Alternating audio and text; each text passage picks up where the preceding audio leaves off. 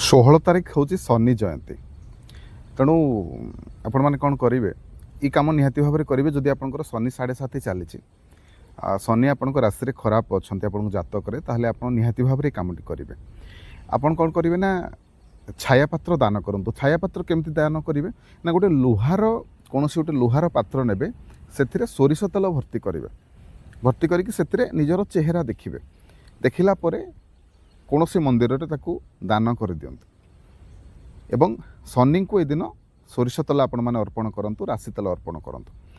आ गोटे कथा जदि पितृदोष आपणकर अच्छी ताहले सेथुरु मुक्ति पाए आपण मैंने कौन करेंगे ना जल्दी गाधेबे गाधेकी दक्षिण मुख होइकी आपण मैंने पितृ मानकर मुक्ति पाए पितृदोषरु मुक्ति पाए आपण मैंने कौन करेंगे ना किसी कला राशि नेबे जलरे पकेकी आपण मैंने पितृ मानकु तर्पण करंतु पितृ मानक उद्देश्य रे ये भी करें।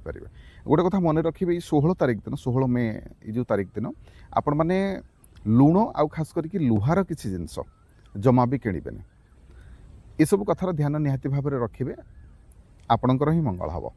वीडियो भल लगे लाइक करेंगे शेयर करेंगे चैनल को सब्सक्राइब करेंगे। रही जय जगन्नाथ जय शिव शंभु।